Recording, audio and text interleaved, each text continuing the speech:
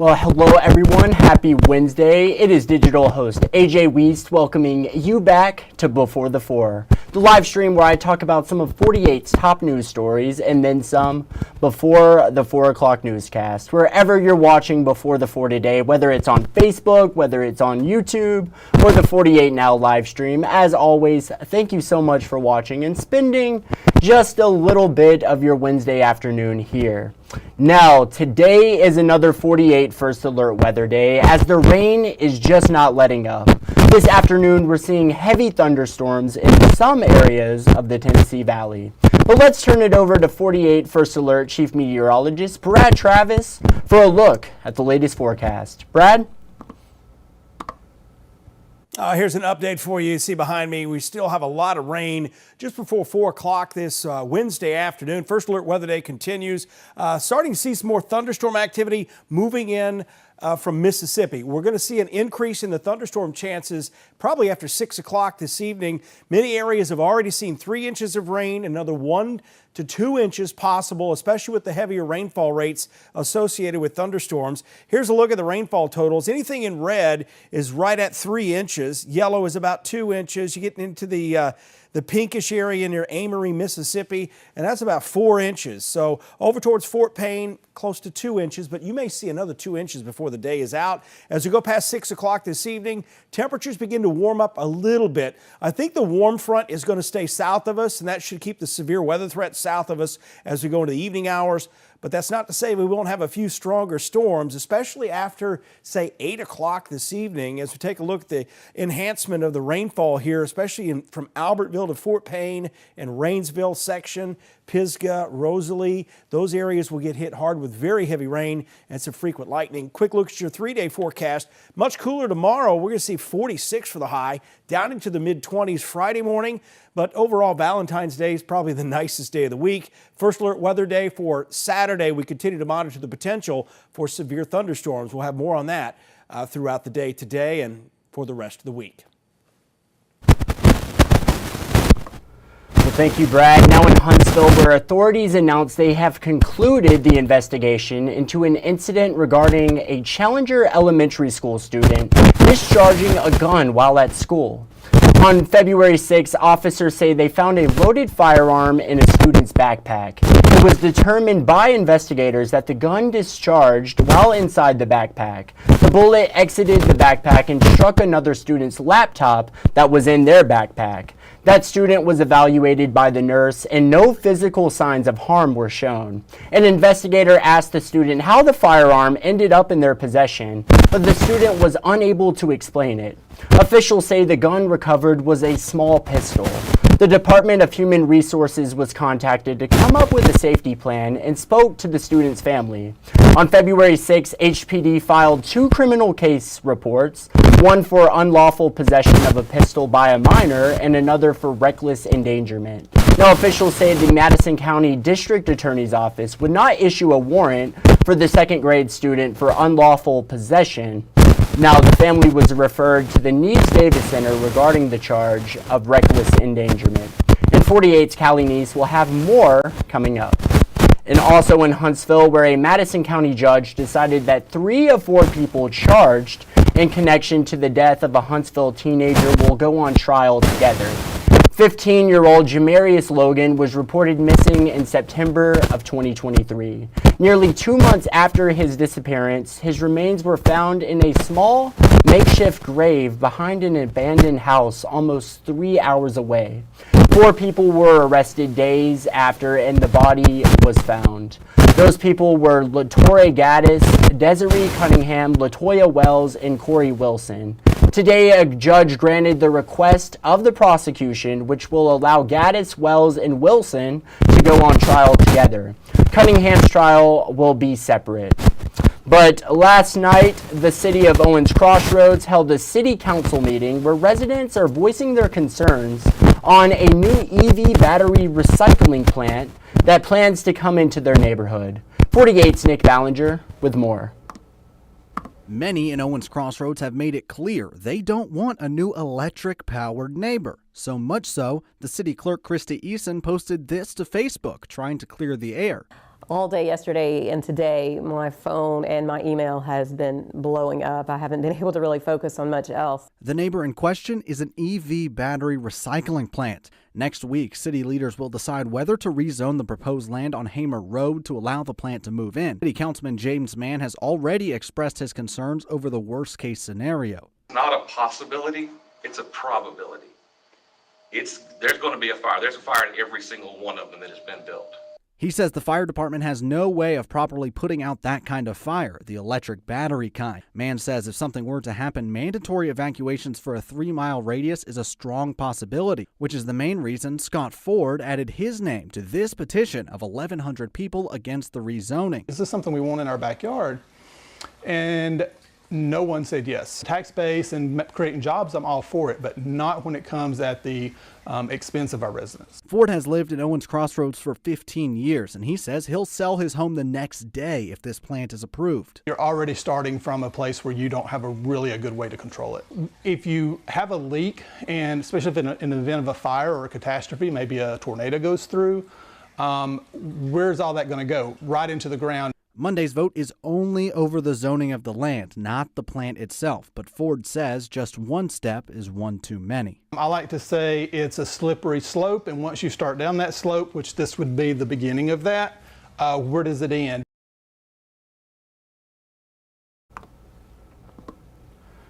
Well, today, as we celebrate Black History Month, 48's Margot Gray turns the spotlight to Bridgeforth Farms, the largest Black-owned farm in the state of Alabama. Take a listen.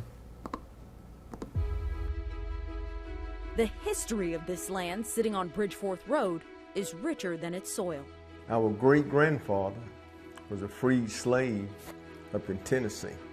When the Emancipation Proclamation was signed, of course, he got his freedom, and the white Bridgeforths gave him some land. That gift later bought even more land sitting across the state line, with the Bridgeforths settling in what's now Tanner, but was named Beulah land in the 1870s. Greg and I are fourth-generation farmers, so there are a lot of folks before us that sacrificed and worked hard to give us an opportunity to do what we're doing. What was 600 acres has now swelled to 10,000, spanning 4 Alabama counties, passed down from generations to the hard-working hands of Bill and his brother Greg Bridgeforth. Growing cotton, corn, wheat, and soybeans, farming was already in their DNA. I knew I wanted to be a farmer when I was 11 years old. We are proud of our legacy, so we tried to uphold the reputation and the standards that my father, my grandfather, my great-grandfather had. A legacy enriched with history like their ancestor, George Ruffin Bridgeforth, who taught agriculture at Tuskegee University with the likes of Booker T. Washington and George Washington Carver. By the turn of the century, the Bridgeforth family had the largest Black-owned farm in Limestone County. Beulah land, their promised land of sorts, has managed to remain in Black hands even when history has not been kind to Black farmers. Systemic racism with federal loans denied or racial intimidation from white farmers led to a massive decline or loss of land. More recent, the number of Black-operated farms has declined by 8% between 2017 and 2022, according to the Census of Agriculture. They only account for 1.4% of the country's 3.4 million producers. There are a lot of folks out there that probably work harder than we do. Probably folks out there smarter than we are, but the Lord hadn't blessed them to accomplish some of the things that we have. Accomplished they are. When I finished high school, I went to Alabama A&M and I studied soil science. And that education is still leading to groundbreaking research even now, with a partnership with Alabama A&M for a viability study for canola crops. As farmers, we've always wanted to help feed and clothe people. That has led to massive contracts with Bridgeforth cotton used by Target and Victoria's Secret. And why not sell direct? Their Bridgeforth apparel line, now in its second year. And we hope that the fifth generation, they'll also embrace it just like we have.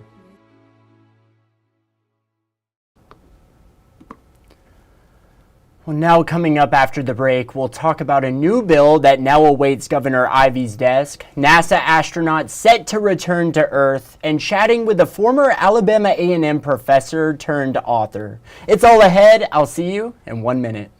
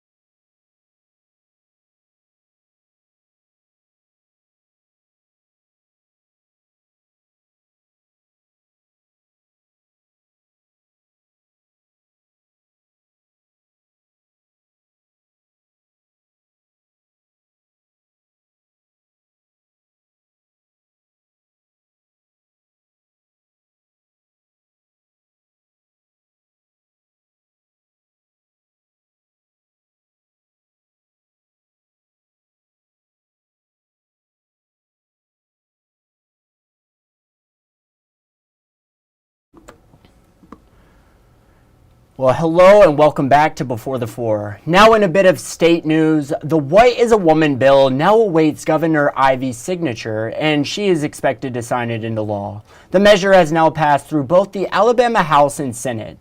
The bill looks to classify the definition of male and female based on clinical verifications at birth. Supporters call it common sense legislation, while opponents say it discriminates against transgender people across our state. But staying in state news, there's been a dramatic increase in immigration holds in Baldwin County, Alabama. Andrea Ramy analyzed months of jail bookings and found that immigration holds are significantly higher under President Trump. Take a look. Federal authorities swarmed a new phase of construction in the Stonebridge subdivision in Loxley Tuesday morning and detained at least one man who they said was in the country illegally. Chris Odom says he pulled up to the job site and an agent asked who was in their work truck. I told him, I said, no, I'm born and bred in Bama. So we pulled in. There's about maybe 30 FBI, a couple ATF and ICE. They had a couple people detained. We were at multiple locations today throughout Baldwin County, and like I said, in Lee County as well. And these type of actions will continue. The FBI and our partner agencies are going to be actively involved in enforcing the immigration laws. The number of detainments in Baldwin County is 4 times higher now on President Trump's watch. Baldwin County has a contract with the federal government to temporarily hold immigration enforcement targets. NBC 15 News analyzed 4.5 months of jail bookings and found from October 1st to January 19th, there were 107 immigration holds. In the first 22 days of President Trump's administration, there have been 86. Under President Biden, there was an average of 1 detainment per day versus 4 detainments now. It's also noteworthy that under the previous administration, 35% of ICE holds appeared to be triggered by a criminal charge versus the vast majority of detainments now that are enforcement targets. The bookings show 97% of people detained were Hispanic men, and the average age of people detained is 32. There is going to be more activity. Like I said, the FBI will continue this type of activity. We're running nearly 7-day-a-week, many cases 7-day-a-week operations. Odom says this is the second time in a week where he's been at a Baldwin County construction site and federal authorities were detaining workers. There was another experience we had in Foley, pretty much same scenario, job site. They came and detained him. I guess Trump was true to his word.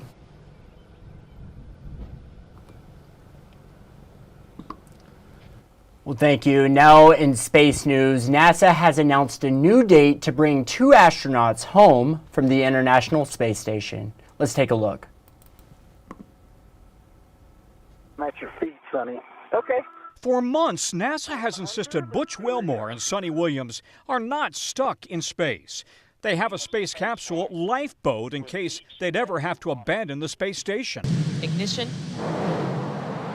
and liftoff of Starliner and Atlas V. But Butch and Sonny launched on a 10-day mission back on June 5th. Their return trip delayed because NASA didn't trust Boeing's troubled Starliner to bring them home. Instead, they were reassigned to SpaceX Crew 9, staying on station until February. Then candidate Trump called on Elon Musk to bring them home sooner. You know, he's going to send a rocket up very soon to pick up the two guys. How would you like to be stuck in space? They can return when SpaceX Crew 10 arrives to take over at the station. But then Crew 10's February launch was also delayed. President Trump posting on Truth Social, "I have just asked Elon Musk and SpaceX to go get the two brave astronauts." Now NASA and SpaceX say Crew 10 will launch on March 12th. Butch and Sonny should then come back a week or so later on Crew 9. This is my happy place. I love being up here in space. In January, Sonny Williams joked that she's ready. I'm trying to remember what it is like to walk, because I haven't walked, I haven't sat down, I haven't laid down. You don't have to. You can just close your eyes and float where you are. Former astronaut Mike Massimino has been in touch with Sonny. When they get back on Earth, are they going to feel the effects, which some astronauts said they've actually kind of felt sick when they get back to Earth? They're going to be adjusting their vestibular system. Their balance system will be off maybe a little bit at first, but they'll get that adjusted. They should be plenty strong and healthy because they've been exercising every day. But it's always a bit of an adjustment. Eventually we want to go home, because we left our families a little while ago, but we have a lot to do while we're up here. We've got to get all that stuff done before we go home. That is so great to hear. Now, former Alabama A&M professor Rena Lott has recently released a brand new book about the great Lucy Harris, an absolute force to be reckoned with on the basketball court at Delta State University back in the 1970s. Rena came into the station today to talk about her new book and speak about the legacy of the trailblazing Lucy Harris. Take a listen to what Dr. Lott had to say about Lucy's impact on modern-day women's basketball.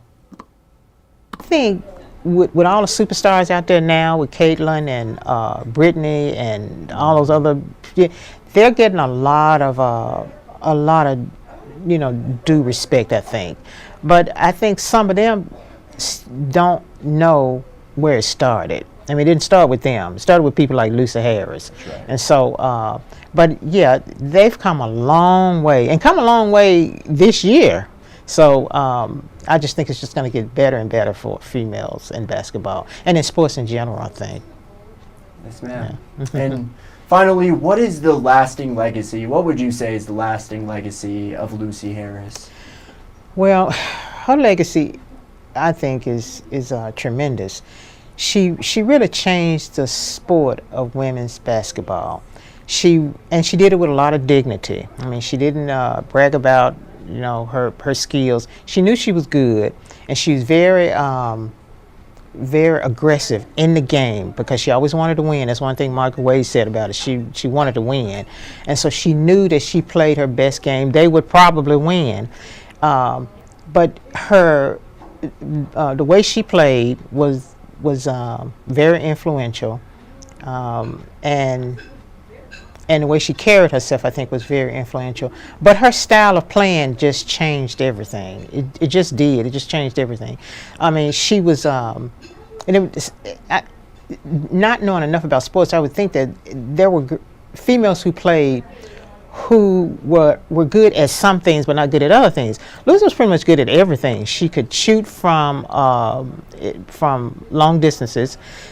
She could play very well on the basket, under the goal, which was her skill. Mm-hmm. She said she was an inside player. But she also had, she set a record at Delta State for field goal attempts and field goals made.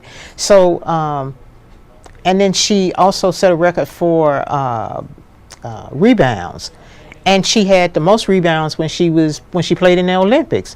So she was all around very good player, and I think that probably is what coaches started looking for later. They're looking for girls who could do everything, right. And that was because of Lucy Harris. So yeah, she had a tremendous impact. Amazing conversation today with Dr. Lott. Stay tuned for that. It has not been published, so you all got a sneak peek for that 48 Now interview coming up. But Lucy Harris, she is a legend without a doubt. But now let's head into the stories you're just not going to want to miss coming up in our evening newscasts. The latest efforts to ban Delta 8 products here in the state of Alabama.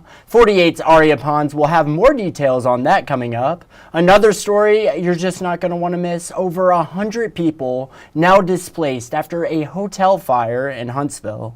48's Noah Cowell will have more on that. And finally, limiting your risk of having a heart attack or other heart issues. Get more details coming up, and these are just a few of the stories you're just not going to want to miss coming up in our evening newscasts. And it sounds like it's just about that time, and of course, it is time for Facebook Fun. What movie can you watch over and over and never get sick of? For me, I think that is the first Transformers movie. I can never get tired of that movie, no matter how much I watch it. Another one, Forrest Gump, is a really good one. Once Upon a Time in Hollywood, I really, really like that movie. But what I want to know is what you all had to say, and let's see. Prue said fried green tomatoes. A great choice there, Prue. Thank you so much.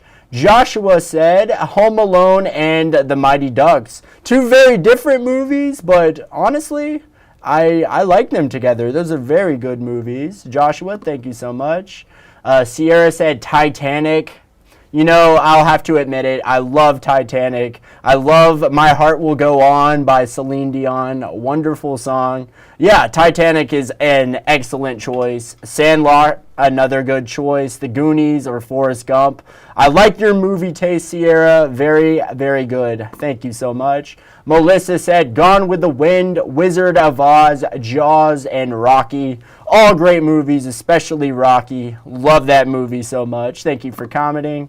And then Shane Chanda Collins Koger said Tombstone, The Green Mile, Remember the Titans, and Shawshank Redemption. And what better one to end it on than that one? Wonderful comment. You all have very good movie choices and very good movie tastes. But that is just about it for today's Before the Four. Thank you all for sticking around and spending a little bit of your rainy Wednesday afternoon watching Before the Four today. Haven't done so already, make sure you download the 48 digital app, the 48 First Alert Weather app, and the 48 Sports Zone app. Turn on those push notifications and you will never miss a breaking news story. But with that said, that is it for today. But as always, you all have a great night.